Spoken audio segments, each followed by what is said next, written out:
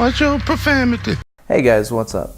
It's Alan here at Corporal Tunnel Tech. Today we're going to be going over a graphics card. We're going to be going over the old GTX 650, 1GB, and kind of seeing where it performs in 2019 with some latest titles and a few older things as well. So yeah guys, let's just kick it off. Alright, so here it is. I got it. I purchased it from AliExpress. If you haven't used that, I mean, I'll put some links in below. Usually when you sign up you get some extra coupons.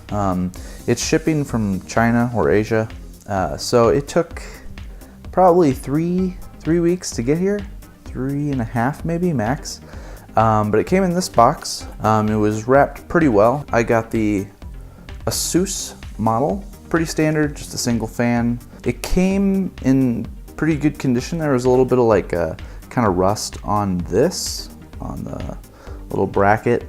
If you get the ASUS model, you need a 6-pin for it. Otherwise, it came in pretty decent shape. Nothing was like chipped or broken. It definitely looks, you know, old, but that's kind of to be expected. I picked it up for $30, I think just over $30, and it's free shipping. So I took it apart, give it a little bit of a clean, and put some fresh new thermal paste on there. We're going to be taking a look at this 1GB model and seeing what we can do in 2019 with 1GB of VRAM and a budget card from 2012. Let's just jump into the benchmarks, see how it performs.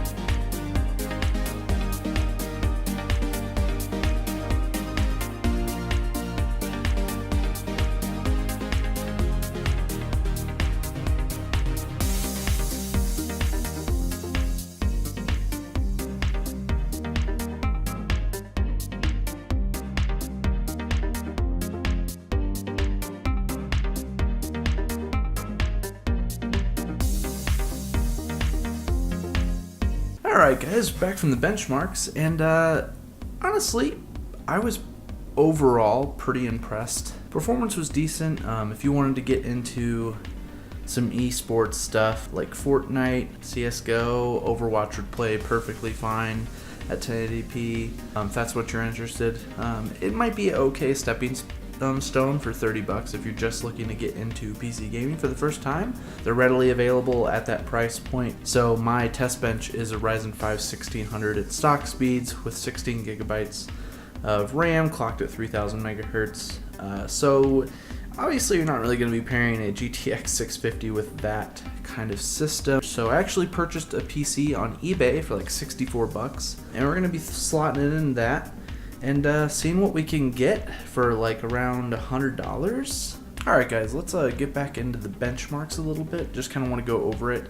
So what I mean by lowest settings is like everything like off or the lowest it'll go.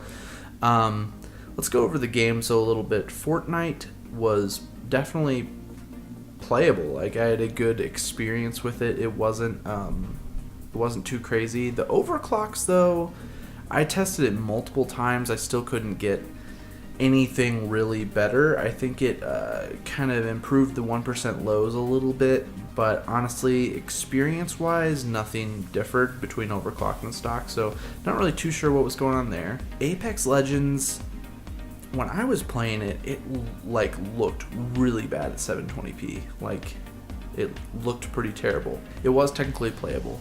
What I'm going to consider playable, guys, is anything above 30. Competitive, it just depends on what game. Like if I'm playing Rise of the Tomb Raider, I would be okay with 30 frames per second. If I'm playing Apex Legends, I want 60. Like I'm going to get that 60 or really as close as I possibly can. So we're just going to kind of gauge off of the game we're playing, right?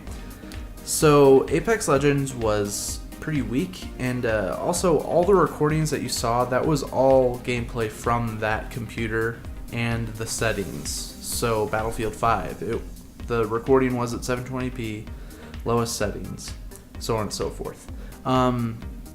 Yeah, I thought Battlefield 5 was fine. Normally I would want the 60, and definitely if you like really competitive about it, 60 is definitely better. I'm not denying that 60 isn't better.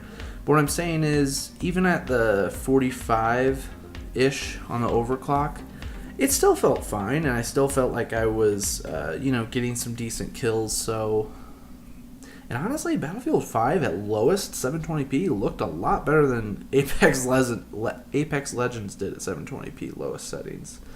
GTA 5 was another one that ran really well. That is a very CPU intensive game, so obviously we're going to be taking a look at GTA 5 again and CSGO when we throw it in our i5 2400 optiplex and kind of seeing where we end up from there.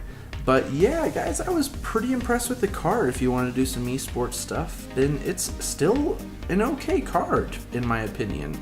Definitely the esports stuff, we were playing at 1080p. If you want to drop it to 900, you could, and maybe crank up the settings, but honestly, it's perfectly playable at those settings. Next video, guys, we're going to be taking a look at the GTX 750 Ti and what it is capable in 2019. Should you even buy it? So on and so forth. Please like the video if you liked it. Subscribe if you want to see more stuff like this, and I will see you next week in the next video. Alright, later, guys.